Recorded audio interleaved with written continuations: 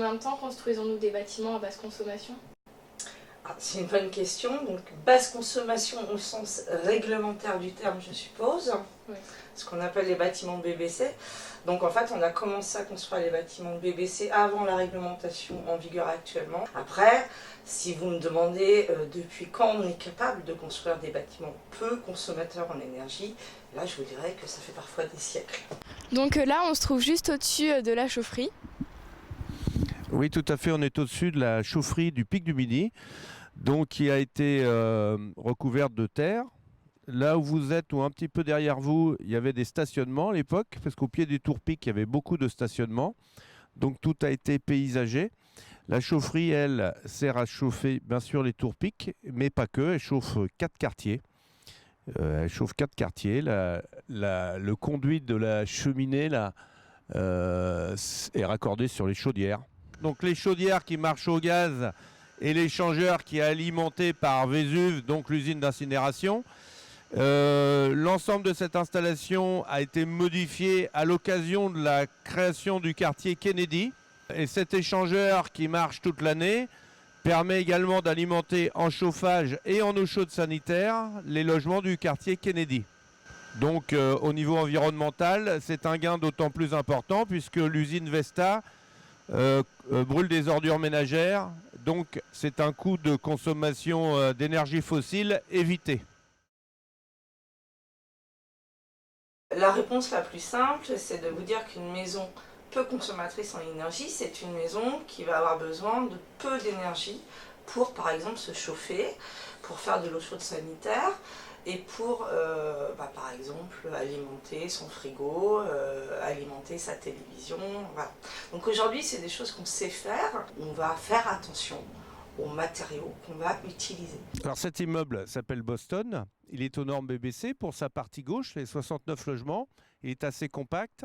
Il utilise les mêmes matériaux que l'immeuble de droite, qui s'appelle aussi Boston, où il n'y a que 13 logements. Il est séparé par une passerelle.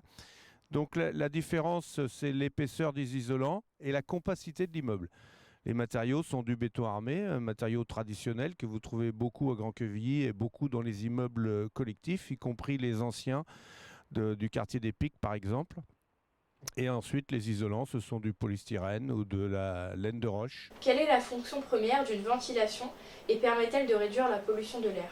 Effectivement, à un moment donné, il faut arriver à renouveler l'air de nos maisons. Et on va mettre des moteurs de ventilation de plus en plus importants. Donc aujourd'hui, on connaît la ventilation mécanique simple flux. Et on commence à bien entendre parler de la ventilation mécanique double flux. Alors la première fonction d'une ventilation, c'est de renouveler l'air dans l'appartement pour le confort des gens.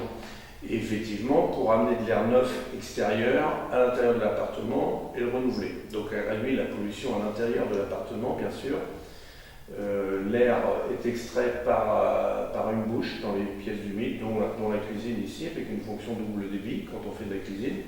Et puis l'air rentre naturellement par des grilles qui sont dans les pièces sèches, comme celle-ci. C'est ce qui permet de réduire, donc, d'améliorer l'air dans l'appartement. Qu'est-ce que la ventilation mécanique double flux? En gros, vous allez récolter les calories de l'air que vous mettez dehors. Vous chauffez à 20 degrés par exemple. Vous allez donc mettre dehors un air à 20 degrés. Avant qu'il soit dehors, vous allez récupérer une grosse partie de ces calories que vous allez transmettre à l'air neuf, à l'air entrant, et ainsi vous allez faire des économies d'énergie. La ventilation double flux, je ne l'ai jamais pratiquée en 26 ans chez Quevilly Habitat. C'est un système qui a été prôné à une certaine époque par le logement collectif, puisqu'il remplace les grilles d'entrée d'air par des bouches avec une insufflation. Ça permet un échange thermique, ça permet d'insuffler de l'air tiède. Donc au niveau du confort, c'est très bien. Mais il y a un risque d'introduction de pollution d'air extérieur, notamment de légionelles, avec la ventilation double flux, qui peut poser problème et qui ne permet pas d'obtenir des gains thermiques exceptionnels. Je vous remercie Madame Lopez d'avoir accepté notre invitation et d'avoir répondu à toutes nos questions. C'est moi qui vous remercie, j'espère que vous ferez de belles maisons bioclimatiques et écologiques. Merci pour votre accueil et votre gentillesse. Mais c'est moi qui vous remercie. Merci au collège Claude Bernard de m'avoir permis de présenter une partie du patrimoine de Quevilly Habitat et de l'urbanisme de la ville de Grand-Quevilly.